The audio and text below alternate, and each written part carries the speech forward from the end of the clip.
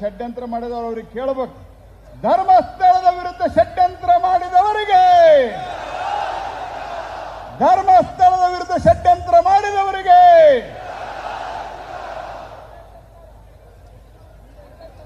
ಬುರ್ಡೆ ಸರ್ಕಾರಕ್ಕೆ, ಬುರ್ಡೆ ಸರ್ಕಾರಕ್ಕೆ ಇವತ್ತಿನ ಈ ಕಾರ್ಯಕ್ರಮದ ಅಧ್ಯಕ್ಷತೆಯನ್ನು ವಹಿಸಿರುವಂತಹ ನಮ್ಮ ರಾಜ್ಯದ ಭಾರತೀಯ ಜನತಾ ಪಾರ್ಟಿಯ ಅಧ್ಯಕ್ಷರಾದಂತಹ BY ವಿಜಯೇಂದ್ರ ಅವರೇ,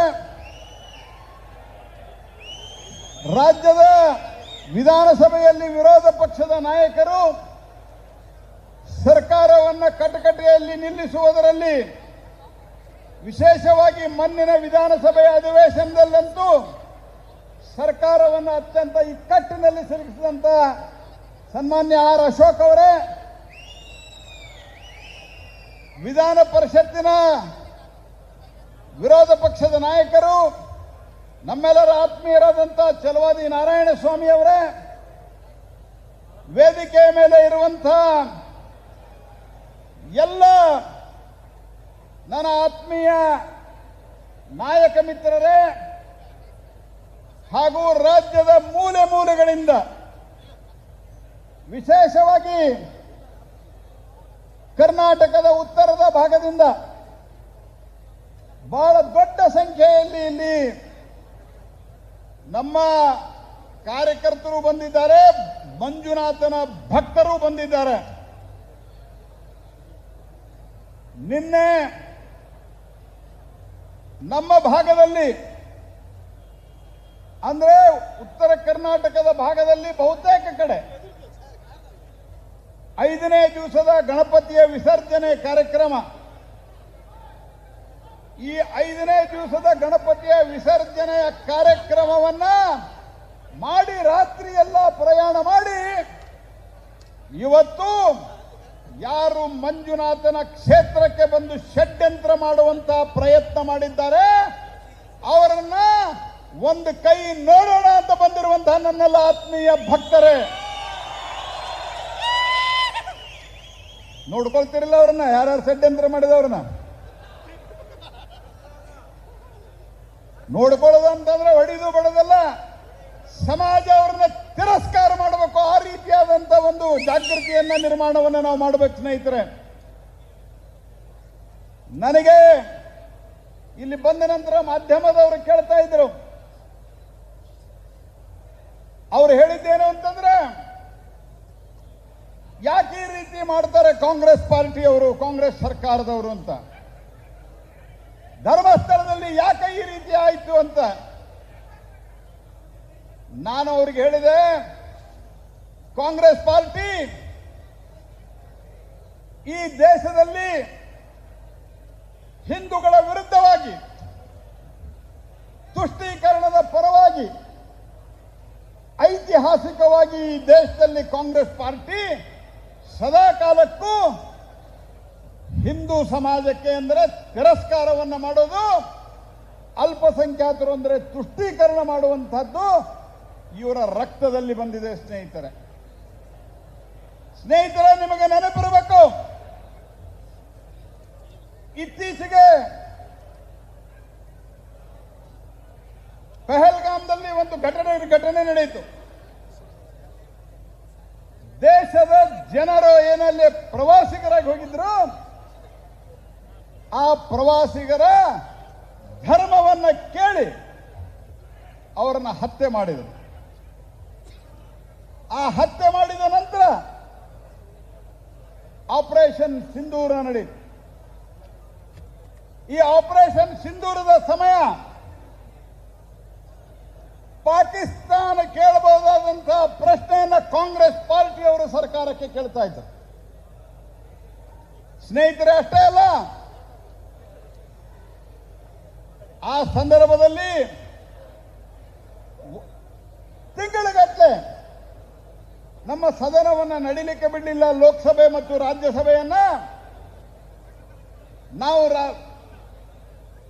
ಕಾಂಗ್ರೆಸ್ ಪಾರ್ಟಿ ಮತ್ತು ಅವರ ಸ್ನೇಹಿತರ ಜೊತೆಗೆ ಹೋರಾಟವನ್ನ ನಡೆಸಬೇಕು ಅಂತ ಕೇಳಿದಾಗ ಅವ್ರು ಹೇಳಿದ್ರು ಮೊದಲು ಆಪರೇಷನ್ ಸಿಂಧೂರ ಚರ್ಚೆ ಆಗಬೇಕು ಅಂತ ಹೇಳಿ. ಆದ್ರೆ ಆಪರೇಷನ್ ಸಿಂಧೂರದ ಚರ್ಚೆಯ ಸಂದರ್ಭದಲ್ಲಿ ಸ್ನೇಹಿತರೆ, ನಿಮಗೆ ನೆನಪಿರಬೇಕು, ಈ ದೇಶದಲ್ಲಿ ಭಯೋತ್ಪಾದನೆ ಘಟನೆಗಳು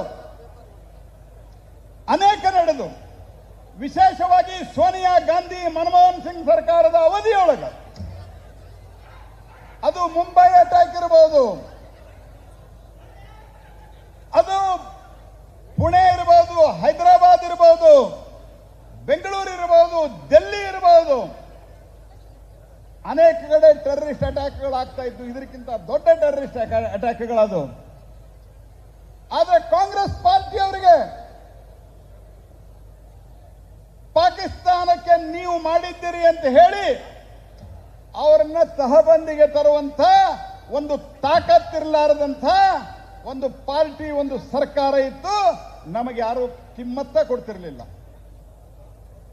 ಆದ್ರೆ ಯಾವಾಗ 100 ಕಿಲೋಮೀಟರ್ ಒಳಗಡೆ ಪಾಕಿಸ್ತಾನಕ್ಕೆ ಒಳಗೆ ಹೊಕ್ಕು ಪಾಕಿಸ್ತಾನದಲ್ಲಿದ್ದಂಥ 100ಕ್ಕಿಂತ ಹೆಚ್ಚು ಭಯೋತ್ಪಾದಕರನ್ನ ಇದ್ದಲ್ಲೇ ಮುಗಿಸಿ ನಮ್ಮ ಸೈನಿಕರು ಬಂದಾಗ ನಮಗೆ ಪ್ರಶ್ನೆ ಮಾಡ್ತಾರೆ. ಚಿದಂಬರ ಪ್ರಶ್ನೆ ಏನು? ನಮ್ಮ ಅನೇಕ ಎಂಪಿಗಳಿದ್ದಾರೆ. ದೇಶದ ಗೃಹ ಮಂತ್ರಿಯಾಗಿದ್ದಂಥ ಚಿದಂಬರಂ ನಮಗೆ ಪ್ರಶ್ನೆ ಕೇಳ್ತಾರೆ. ಪೆಹಲ್ಗಾಮ್ ಅಟ್ಯಾಕ್ ಮಾಡಿದಂಥವರು ಅವರು ಪಾಕಿಸ್ತಾನದವರು, ಏನು ಗ್ಯಾರಂಟಿ ಏನು ಪಾಕಿಸ್ತಾನದವರು ಅಂತ ಹೇಳಿ. ಅಂದ್ರೆ ಕಾಂಗ್ರೆಸ್ ಪಾರ್ಟಿ ಹಿಂದೆ ಮುಂಬೈ ಬ್ಲಾಸ್ಟ್ ನಡೆದಾಗ ಪಾಕಿಸ್ತಾನವನ್ನ ಸೇಫ್ ಮಾಡಲಿಕ್ಕೆ ಪ್ರಯತ್ನ ಮಾಡಿತ್ತು, ಪಾಕಿಸ್ತಾನವನ್ನು ಉಳಿಸ್ಲಿಕ್ಕೆ ಪ್ರಯತ್ನ ಮಾಡಿತ್ತು. ಏನ್ ಹೇಳಿದ್ರು ಅವಾಗ? ನಮ್ಮ ಸಮಾಜದ, ನಮ್ಮ ದೇಶದ, ನಮ್ಮ ಜನರ ಜ್ಞಾಪಕ ಶಕ್ತಿ, ನೆನಪಿನ ಶಕ್ತಿ ಕಮ್ಮಿ. ಅವಾಗ ಏನ್ ಹೇಳಿದ್ರು? ಮುಂಬೈ ಟೆರರಿಸ್ಟ್ ಅಟ್ಯಾಕ್ ಮಾಡಿದಂಥವರು ಹಿಂದೂ ಟೆರರಿಸ್ಟ್ಗಳು ಅಂತ ಹೇಳಿದ್ರು. ನಾನು ಈ ಒಂದು ಹಿನ್ನೆಲೆ ಯಾಕೆ ಹೇಳ್ತಾ ಇದ್ದೇನೆ ಅಂತಂದ್ರೆ, ಪಾಕಿಸ್ತಾನಕ್ಕೆ ಸೇಫ್ ಮಾಡುವಂತಹ ಪ್ರಯತ್ನವನ್ನ ಮಾಡಿದ್ರು. ಹಿಂದೂಸ್ತಾನವನ್ನ, ಹಿಂದೂ ಸಮಾಜವನ್ನ ತಿರಸ್ಕಾರ ಮಾಡಿ ತಮ್ಮ ವೋಟ್ ಬ್ಯಾಂಕ್ಗಾಗಿ ಪಾಕಿಸ್ತಾನಕ್ಕೆ ಸಹಾಯ ಮಾಡುವಂತಹ ಪ್ರಯತ್ನವನ್ನ ಮಾಡಿದ್ರು. ಅದೇ ಸಂದರ್ಭದಲ್ಲಿ ಬಾಟ್ಲಾ ಹೌಸ್ನಲ್ಲಿ ಒಂದು ಪ್ರಕರಣ ನಡೆದಿತ್ತು. ಆ ಪ್ರಕರಣದಲ್ಲಿ ಮೋಹನ್ ಚಂದ್ ಶರ್ಮಾ ಅಂತ ಹೇಳಿ ಒಬ್ಬ ಇನ್ಸ್ಪೆಕ್ಟರ್ ಟೆರರಿಸ್ಟ್ಗಳನ್ನ ಹೊಡ್ಲಿಕ್ಕೆ ಹೋಗಿ ಸತ್ತೋದ್ರು. ಒಬ್ಬ ಟೆರರಿಸ್ಟ್ ಸತ್ರೆ ಸೋನಿಯಾ ಗಾಂಧಿ ಟೆರರಿಸ್ಟ್ ಸತ್ತದಕ್ಕೆ ಕಣ್ಣೀರು ಹಾಕಿದ್ರು. ನಮ್ಮ ದೇಶದ ವೀರ ಜವಾನ ಮೋಹನ್ ಚಂದ್ ಶರ್ಮಾ ಸತ್ತದಕ್ಕೆ ಕಣ್ಣೀರು ಹಾಕಲಿಲ್ಲ. ಆದ್ರೆ ಮೋದಿ ಸರ್ಕಾರ ಬಂದಾಗ ಸರ್ಜಿಕಲ್ ಸ್ಟ್ರೈಕ್ ಆಯ್ತು. ಮೋದಿ ಸರ್ಕಾರ ಬಂದ ಮೇಲೆ ಏರ್ ಸ್ಟ್ರೈಕ್ ಆಯ್ತು. ಮೋದಿ ಸರ್ಕಾರ ಬಂದ ಮೇಲೆ ಆಪರೇಷನ್ ಸಿಂಧೂರ ಆಯ್ತು. ಆಪರೇಷನ್ ಸಿಂಧೂರ ಆದ್ಮೇಲೆ ಪ್ರಶ್ನೆ ನಮಗೆ ಕೇಳ್ತಾರೆ, ಎಷ್ಟು ವಿಮಾನ ಬಿದ್ದು, ಎಷ್ಟು ವಿಮಾನ ಹೋದು ಅಂತ ಹೇಳಿ. ಇದರ ಅರ್ಥ ಏನು? ಪಾಕಿಸ್ತಾನಕ್ಕೆ ಸಹಾಯ ಮಾಡುವಂತಹ ಉದ್ದೇಶ ಕಾಂಗ್ರೆಸ್ ಪಾರ್ಟಿ ಹೊಂದಿದೆ ಅನ್ನುವಂಥದ್ದು ಬಹಳ ಸ್ಪಷ್ಟವಾಗ್ತದೆ. ತುಷ್ಟೀಕರಣದ ರಾಜಕಾರಣಕ್ಕಾಗಿ ಯಾವ ರೀತಿ ನಡೀತು? ನಾವು ಯಾವಾಗ ಟೆರರಿಸ್ಟ್ಗಳ ಮೇಲೆ ಬಾಂಬ್ ಹಾಕಿ ಬಂದ್ವಿ, ಅವಾಗ ವಾಪಸ್ ನಮ್ಮ ಮೇಲೆ ಅಟ್ಯಾಕ್ ಮಾಡ್ತೀವಿ ಅಂತ ಹೇಳಿದ್ರು. ಯಾವಾಗ ಅವರು ಅಟ್ಯಾಕ್ ಮಾಡ್ತಾರೆ ಅಂತ ಗೊತ್ತಾಯ್ತು, ಅವರ ಎಲ್ಲ ಏರ್ ಬೇಸ್ಗಳನ್ನು ನಾವು ಧ್ವಂಸ ಮಾಡಿದ್ವಿ. ಅವಾಗ ಪಾಕಿಸ್ತಾನದವರು ಹೇಳಿದ್ರು, ನಾವು ನಮಾಜ್ ಮಾಡಿ ಬಂದು ಭಾರತದ ಮೇಲೆ ಅಟ್ಯಾಕ್ ಮಾಡ್ಬೇಕಂತ ಮಾಡಿದ್ವಿ. ಅಷ್ಟ್ರಾಗ ಅವ್ರು ನಾವು ನಮಾಜ್ ಮಾಡಿದ್ರಾಗ ನಮ್ಮ ಏರ್ ಬೇಸ್ಗಳನ್ನ ಖಲಾಸ್ ಮಾಡಿದ್ರು ಅಂತ ಹೇಳಿದ್ರು. ಇದು ಇವತ್ತು ಭಾರತ ಸರ್ಕಾರದ ತಾಕತ್ತಾದರೆ ಸ್ನೇಹಿತರೆ, ಕಾಂಗ್ರೆಸ್ ಪಾರ್ಟಿಯವರು ನಮಗೆ ಪ್ರೂಫ್ ಕೇಳ್ತಾರೆ. ಕಾಂಗ್ರೆಸ್ ಪಾರ್ಟಿಯವರು ಆರ್ಟಿಕಲ್ 370 ಬಂದಾಗ ನಾನು ಈ ದೇಶದ ಪಾರ್ಲಿಮೆಂಟ್ ಅಫೇರ್ಸ್ ಮಂತ್ರಿಯಾಗಿದ್ದೆ. ಏನು ಕೇಳಿದ್ರು? ಅವ್ರ ಹೇಳಿಕೆ ಏನಿತ್ತು? ಪಾಕಿಸ್ತಾನದ ಹೇಳಿಕೆ ಇತ್ತು. ಪಾಕಿಸ್ತಾನದ ಹೇಳಿಕೆ ಇದು ಬ್ಲಾಕ್ ಡೇ ಅಂತ. ಕಾಂಗ್ರೆಸ್ ಪಾರ್ಟಿಯ ಹೇಳಿಕೆ ಇತ್ತು, ಇದು ಬ್ಲಾಕ್ ಡೇ ಅಂತ.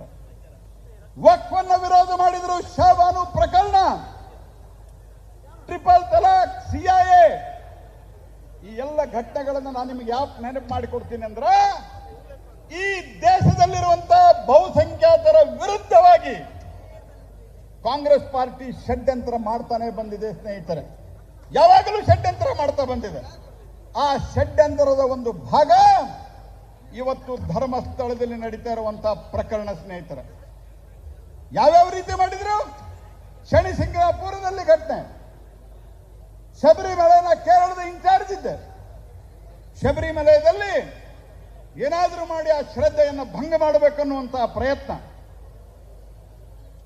ಶಬರಿಮಲೆಯಲ್ಲಿ ಅದೇ ರೀತಿಯಾಗಿ ಶನಿ ಸಿಂಗಾಪುರದಲ್ಲಿ, ಈಗ ಧರ್ಮಸ್ಥಳದಲ್ಲಿ ಆಗಿದ್ದೇನೋ SIT ಮಾಡ್ತೀವಿ ಅಂದ್ರು. ಇವತ್ತು ಪ್ರಶ್ನೆಗಳ ಕಾಂಗ್ರೆಸ್ ಪಾರ್ಟಿಯವರು DK ಶಿವಕುಮಾರ್ ಕೇಳ್ಯಾರ, ಸಿದ್ದರಾಮಯ್ಯನವರು ಕೇಳ್ಯಾರ, SIT ಸ್ವಾಗತ ಮಾಡ್ತೀವಿ ಅಂದ್ರು. ನಾವು ಹೇಳಿದ್ವಿ ನಾವು ಯಾವ ತನಿಖೆಯನ್ನು ಮಾಡ್ರಿ ಅಂತ.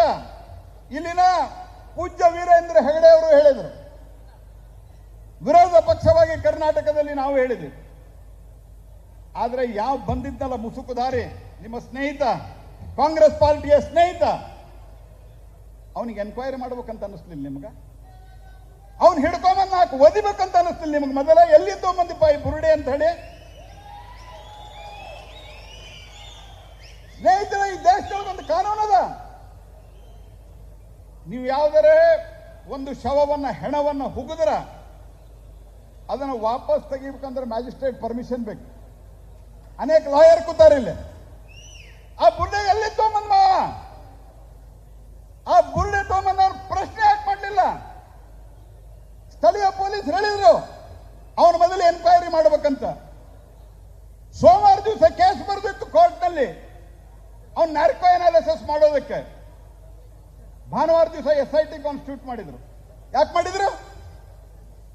ಯಾವ ಕಾರಣಕ್ಕಾಗಿ ಮಾಡಿದ್ರು? ನೀವು ಮೂರು ಸೀನಿಯರ್ IPS ಆಫೀಸರ್ಗಳನ್ನ ಬಿಟ್ಟು ಇಡೀ ಧರ್ಮಸ್ಥಳದಲ್ಲಿ ಬಾಹುಬಲಿ ಬೆಟ್ಟ ಸಹಿತ ಎಲ್ಲ ಕಡೆ ನೀವು ತೆಗೆದ್ರಲ್ಲ. ಬೇರೆ ಎಲ್ಲರೂ ಹೋಗಿ ಮಾಡ್ರಿ ನೋಡೋಣ. ನಾವೆಲ್ಲರೂ ಹೇಳ್ತೀವಿ, ನಾವು ಒಂದ್ ಕಡೆ ಇನ್ನೊಂದು ಧರ್ಮದ ಜಾಗದಲ್ಲಿ,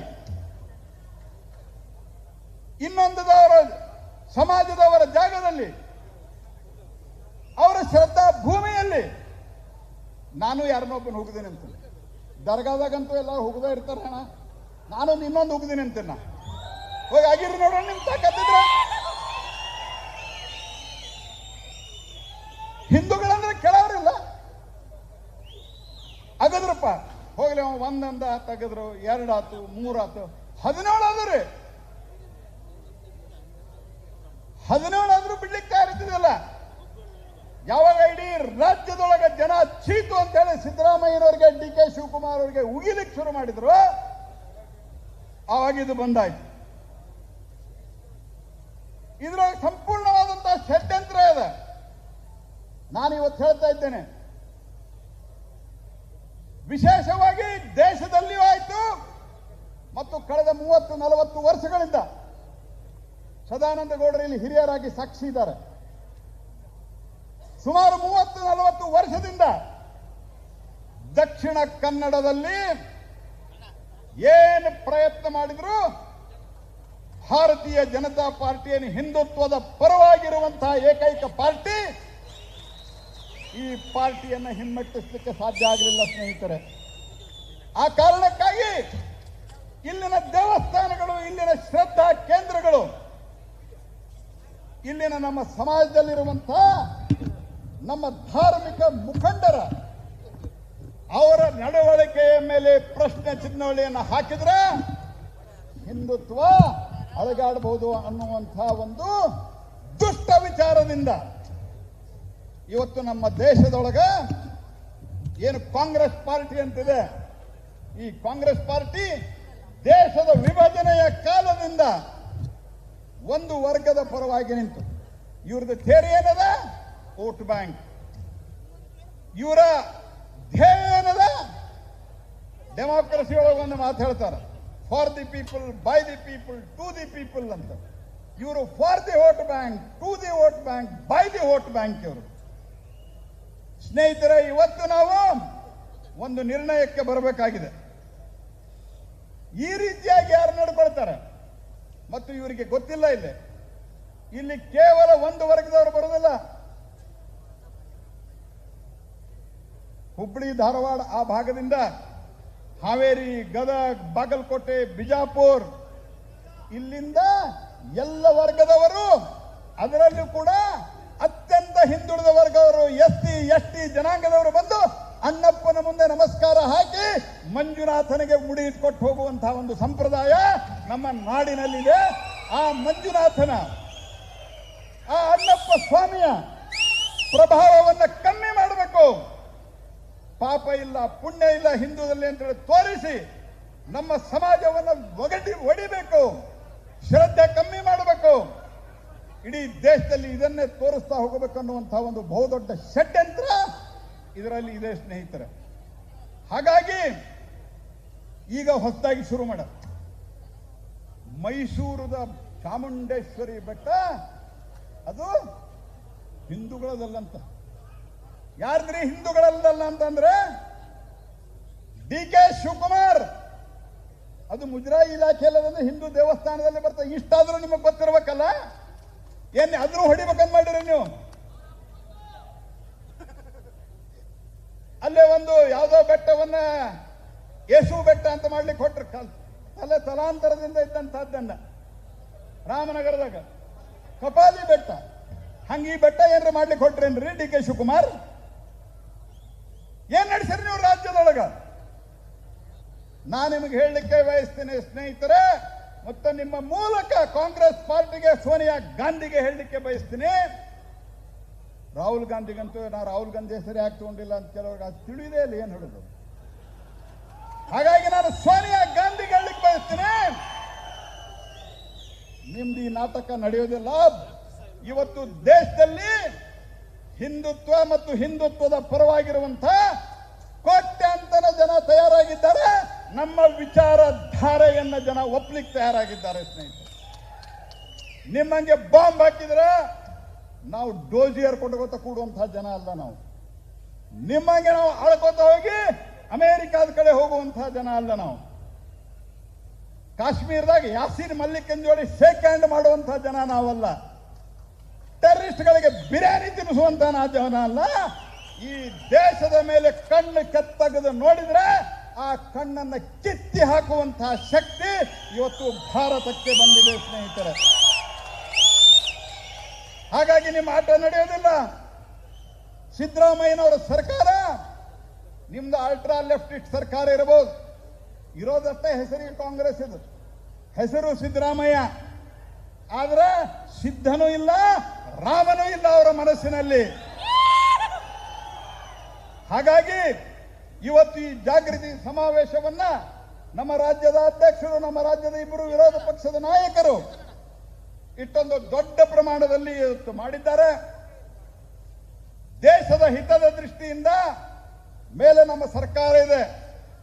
ನಾನು ನಮ್ಮ ಪೂಜ್ಯ ಖಾವಂದರಿಗೂ ಹೇಳಲಿಕ್ಕೆ ಬಯಸ್ತೀನಿ, ಯಾರು ಏನೇ ಪ್ರಯತ್ನ ಮಾಡಲಿ ನಿಮಗೆ ಅಣ್ಣಪ್ಪನ ಆಶೀರ್ವಾದ ಇದೆ, ಮಂಜುನಾಥನ ಅನುಗ್ರಹ ಇದೆ, ಇಷ್ಟೊಂದು ಜನರ ಭಕ್ತರ ಬೆಂಬಲ ಇದೆ.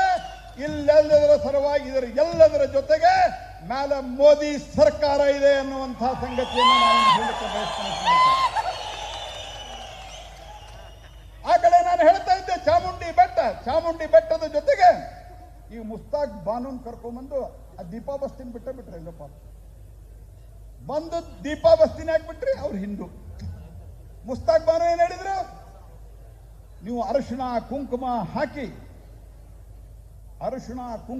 ಹಾಕಿ ನೀವು ಚಾಮುಂಡೇಶ್ವರಿಯನ್ನ ನೀವು ದೇವತೆಯನ್ನಾಗಿ ಮಾಡಿಬಿಟ್ರಿ, ನಾವು ಕನ್ನಡ ಹೆಂಗ್ ಕಲಿಬೇಕಂತ ಕೇಳ್ಬೇಕಪ್ಪ ಇವ್ರ ಕಡೆಯಿಂದ.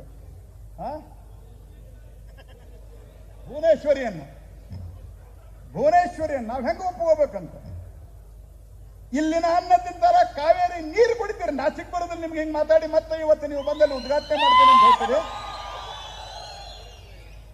ನಾವು ಉದ್ಘಾಟನೆ ಮಾಡೋಕ್ಕೂ ನಾವು ಪ್ರೆಸ್ ಸ್ಟೇಟ್ಮೆಂಟ್ ಕೊಟ್ಟೇನೆ. ಉದ್ಘಾಟನೆ ಮಾಡೋದಕ್ಕೂ ಅಭ್ಯಂತರಲ್ಲ, ಕ್ಷಮೆ ಕೇಳ್ರಿ. ನಾನು ಭುವನೇಶ್ವರಿ ಮಾತೆಯನ್ನು ಒಪ್ತೀನಿ, ಚಾಮುಂಡಿ ಮಾತೆಯನ್ನು ಒಪ್ತೀನಿ, ನಾನು ಚಾಮುಂಡಿ ಮಾತೆಗೆ ತಲೆಬಾಗಿ ನಮಸ್ಕಾರ ಮಾಡಿ ಉದ್ಘಾಟನೆ ಮಾಡ್ತೀನಿ ಅಂತ ಘೋಷಣೆ ಮಾಡ್ರಿ, ನಾವು ನಿಮ್ಮನ್ನ ಬಂದು ಸ್ವಾಗತ ಮಾಡ್ತೀವಿ. ನಾವು ಏನು ಬೇಕಾದ್ ಮಾಡಿದ್ರೆ ನಡೀತದೆ ಅಂತ ತಿಳ್ಕೊಂಡ್ರಿ ದೇಶದಾಗ ನೀವು. ಆ ಕಾಲ ಹೋತದು. ನೆಹರು ಕಾಲ, ರಾಜೀವ್ ಗಾಂಧಿ ಕಾಲ, ಶಾಬಾನು ಪ್ರಕರಣದಾಗ ಬೇಕಾದಂಗೆ ತಿದ್ದಾಗ್ತಾನೆ. ಇವ್ರ ಕಾಲದಾಗ ಒಂದು ಕಾನೂನು ಮಾಡಿದ್ರು. ಯಾವ ರೀತಿ ಹಿಂದೂ ವಿರೋಧಿ ಮನಸ್ಥಿತಿ ಅದ ಅಂತಂದ್ರ ಅನೇಕರಿಗೆ ಗೊತ್ತಿಲ್ಲ. ಇಲ್ಲಿ ಚಲುವಾದಿ ನಾರಾಯಣ ಸ್ವಾಮಿ ಅವರ ಒಂದು ಕಾನೂನು ಮಾಡ್ಲಿಕ್ಕೆ ಹೊರಟಿದ್ರು. ಏನದು? Communal violence bill. ಆ ಕಮ್ಯುನಲ್ ವೈಲೆನ್ಸ್ ಬಿಲ್ ಅಂದ್ರೆ ನಿಮ್ಮ ಊರಾಗ, ನಿಮ್ಮ ಓಣ್ಯಾಗ ಗದ್ದಲಾದ್ರ ಅದಕ್ಕೆ ಬೇರೆ ಯಾರು ಹೊಣೆಗಲ್ಲ, ಕೇವಲ ಹಿಂದೂಗಳು ಮಾತ್ರ ಹೊಣೆ ಅನ್ನುವಂತ ಒಂದು ಕಾನೂನು ಮಾಡ್ಲಿಕ್ಕೆ ಹೊಂಟಂತ ನಿರ್ಲಜ್ಜ ಕಾಂಗ್ರೆಸ್ ಸರ್ಕಾರ. ಅವತ್ತು 4 ಜನ ಈ ಕಾನೂನು ಜಾರಿಗೆ, 7 ಜನ ಸಮಿತಿ, ಅದರೊಳಗೆ 4 ಜನ ಅಲ್ಪಸಂಖ್ಯಾತರು ಇರ್ಬೇಕಂತ ಕಾನೂನು ಮಾಡ್ಲಿಕ್ಕೆ ಹೊರಟಿದ್ರು. ಆ ಕಾಲದಲ್ಲಿ ಪ್ರಣವ್ ಮುಖರ್ಜಿ ಅವರು ಬಾಳಾಗಿದ್ರೆ ಗಲಾಟೆ ಆಗತ್ತಾ, ಇದ್ರ ವಿರುದ್ಧವಾಗಿ ಜನ ಹೇಳ್ತಾರ ಅಂತ ಹೇಳಿದಾಗ 14ರ ನಂತರ ನಾವು ಅಧಿಕಾರಕ್ಕೆ ಬಂದ ಮೇಲೆ ಈ ಕಾನೂನು ಮಾಡ್ತೀವಿ ಅಂತ ಹೇಳಿದ್ರು. 14ರ ನಂತರ ಅಡ್ರೆಸ್ಸೇ ಸಿಗ್ತಾ ಇಲ್ಲ. 14ರ ನಂತರ ಅಲ್ಲ, ನೀವಿನ್ನು ಮುಂದೆ ಈ ದೇಶದೊಳಗೆ ನೀವು ಅಧಿಕಾರಕ್ಕೆ ಬರೋದಿಲ್ಲ ಅನ್ನುವಂಥ ಸಂಗತಿಯನ್ನು ನಾನು ಹೇಳಲಿಕ್ಕೆ ಬಯಸ್ತೇನೆ ಸ್ನೇಹಿತರೆ. ಹಾಗಾಗಿ ಜಾಗೃತಿ ಒಂದೇ ಇದಕ್ಕೆ ಪರಿಹಾರ. ಜಾತಿ, ಮತ, ಪಂಥ, ಭೇದ ಎಲ್ಲವನ್ನು ಬಿಟ್ಟು, ಭಾಷೆ ಎಲ್ಲವನ್ನು ಬಿಟ್ಟು ನಾವು ಒಂದಾಗಿ ಈ ದೇಶದ ಹಿತಕ್ಕಾಗಿ, ದೇಶದಿಂದ ಹೊರಗಡೆ ಆಕ್ರಮಣವಾದಾಗ ಅದಕ್ಕೂ ಎದುರಿಸಲಿಕ್ಕೆ ನಮ್ಮ ಸೈನಿಕರಿಗೆ ನೈತಿಕ ಬೆಂಬಲವನ್ನು ಕೊಡ್ತಾ, ದೇಶದೊಳಗೆ ಒಳಗಿದ್ದಂಥವರಿಂತಹ ಕುತ್ಸಿತ ಬುದ್ಧಿಯವರು ನಮ್ಮ ಸಮಾಜದ ವಿರುದ್ಧ ಷಡ್ಯಂತ್ರ ಮಾಡಬೇಕಾದ್ರೆ ಅದರ ವಿರುದ್ಧವಾಗಿ ಧ್ವನಿ ಎತ್ತಲಿಕ್ಕೆ ಸಮಾಜ ಒಂದಾಗಬೇಕು. ಅಣ್ಣಪ್ಪನ ಆಶೀರ್ವಾದ ಎಲ್ಲರಿಗೂ ಇದೆ. ಅಣ್ಣಪ್ಪನ ಆಶೀರ್ವಾದ, ಮಂಜುನಾಥನ ಅನುಗ್ರಹ ಎಲ್ಲರಿಗೂ ಇದೆ. ಆದರೆ ನಾವೆಲ್ಲರೂ ಸದಾ ಕಾಲವಾಗಿ ಜಾಗೃತವಾಗಿದ್ದು ಈ ರೀತಿಯ ಷಡ್ಯಂತ್ರಗಳನ್ನು ವಿಫಲಗೊಳಿಸುವುದೇ ನಮ್ಮೆಲ್ಲರ ಇವತ್ತು ಆದ್ಯ ಕರ್ತವ್ಯ ಆಗ್ಬೇಕು ಅನ್ನುವಂತ ಮಾತನ್ನು ಹೇಳ್ತಾ, ಬೋಲೋ ಭಾರತ್ ಮಾತಾ ಕಿ, ಮಂಜುನಾಥ್ ಸ್ವಾಮಿ ಕಿ, ಅಣ್ಣಪ್ಪ ಸ್ವಾಮಿ ಕಿ. ಬೋಲೋ ಭಾರತ್ ಮಾತಾ ಕಿ. ಈ ಒಂದು ಸಭಾಂಗಣ ನೋಡುವಾಗ ಎಷ್ಟು ಖುಷಿ ಆಗ್ತದೆ ಅಂದ್ರೆ, ಇಡೀ ಸಭೆ ಕೇಸರಿಮಯ ಆಗಿದೆ ಅಂತ ಹೇಳಲಿಕ್ಕೆ ನಾನು